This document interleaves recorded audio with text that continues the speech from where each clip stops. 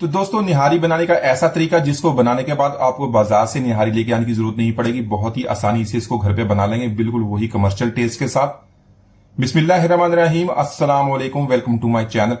तो दोस्तों, आज हम बहुत ही मजेदार निहारी बनाएंगे। इसको बनाएंगे स्पेशल मसाले के साथ, बनाने में बहुत ही आसान है।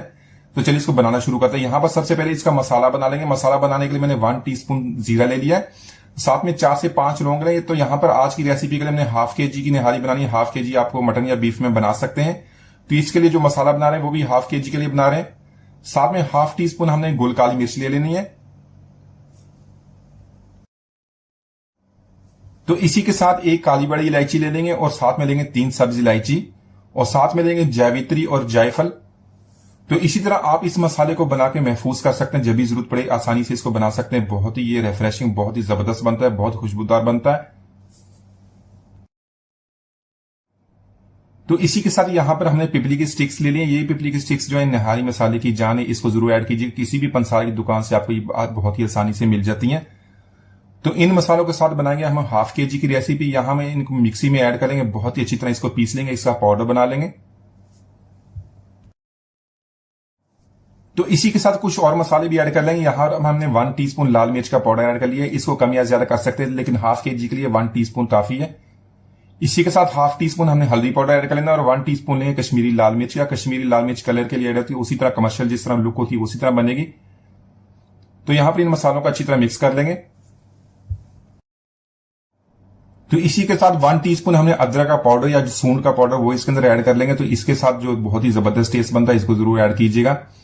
तो यहां पर इन सारे मसालों को बहुत ही अच्छी तरह मिक्स करें, नमक बाद में ऐड कर लेंगे। तो ये हमारा नहारी मसाला तैयार हो गया। बहुत ही ये जबरदस्त बनता है, बहुत खुशबूदार, ताजा। इसको हमने फ्रेश बनाया। इसको मिक्स करके आप इसको महफूज भी कर सकते हैं। तो इसी के साथ कुछ और मसालों की हमने पोटली बनानी है। इसके लिए मैंने 1.5 टेबल स्पून सूखा धनिया ले लिया है।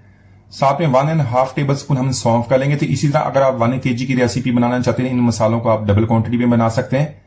साथ में एक दालचीनी का टुकड़ा लेंगे, एक बादियान और थोड़े से तेजपात ले लेंगे। तो यहां पर इन सारे मसालों को हमने मलमल के कपड़े में अच्छी तरह बांध लेना है। इसकी पोटली बना लेंगे। तो इसी के साथ निहारी बनाने के लिए हमने हाफ कप ऑयल या घी का ऐड कर लेना है। इसी के साथ अपने एक बड़े साइज का प्याज लिया। प्याज को हमने बारीक लंबा काट लिया। इसको हमने फ्राई कर लेना। फ्राई करने के बाद इसको गोल्डन कर लेंगे। तो जैसे इसका कलर गोल्डन हो जाएगा इसको निकालेंगे। निकालने के बाद इसको प्लेट में रखेंगे ताकि अच्छी तरह ये ड्राई हो जाए। उसके बाद हमने इसको पीस लेना है, तो इसको बाद में इस्तेमाल करेंगे।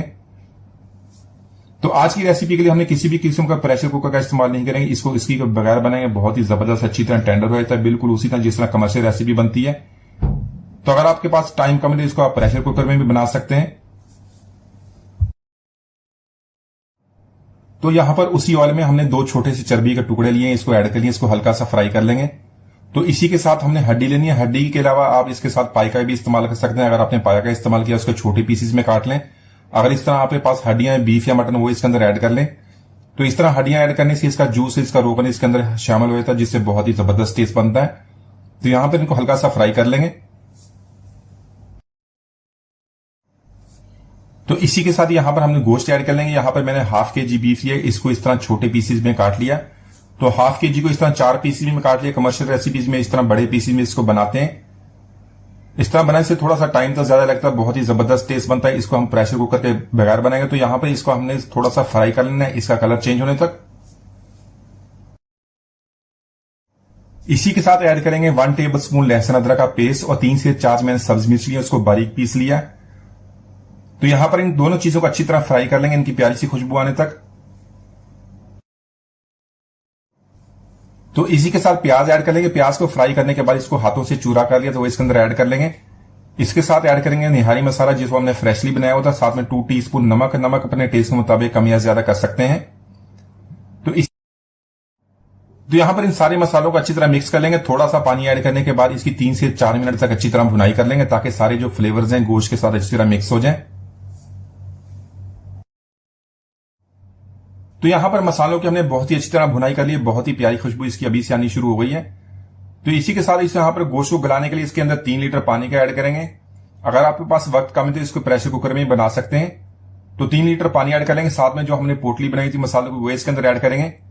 1-2 बॉईल करने के बाद इसको कवर कर देंगे। कवर करके इसको 3 से 4 घंटे तक पकाएंगे, ताकि गोश्त हमारा अच्छी तरह टेंडर हो जाए।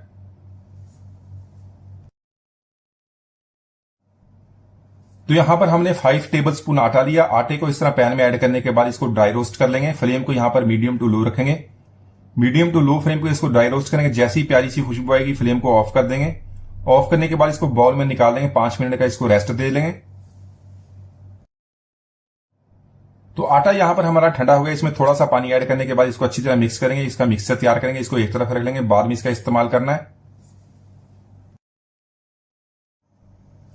तो इसी तरह यहां पर गोश्त को 4 घंटे तक हमने मीडियम टू लो फ्लेम पे कुक कर लिया। इसके अंदर मैंने 1 लीटर पानी का और इस्तेमाल किया था।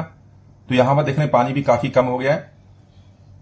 गोश्त हमारा गल गया था। इसको मैंने अच्छी तरह चेक कर लिया था। यहां पर इसके अंदर जो हड्डियां इसको निकाल लेंगे। हड्डी के अंदर जो गूदा वगैरह जो रोगन है अगर वो है तो इसके अंदर शामिल कर देंगे। तो इसी तरह जो मसालों की हमने पोटली इसके अंदर इस्तेमाल की थी वो भी निकालेंगे। इसको अच्छी तरह हमने निचोड़ लेना ताकि इसके अंदर जो रोगन वगैरह सारा निकल जाए। तो यहां पर गोश्त को भी इसके अंदर से निकाल लेंगे। फ्लेम को हमने ऑफ कर दिया था। यहां पर इसके ऊपर जो तरी बनी है वो भी निकाल लेंगे। बिल्कुल जिस तरह कमर्शियल रेसिपीज में इसका इस्तेमाल होता है उसी तरह इसको निकाल के एक तरफ रख लेंगे, बाद में इसका इस्तेमाल करेंगे।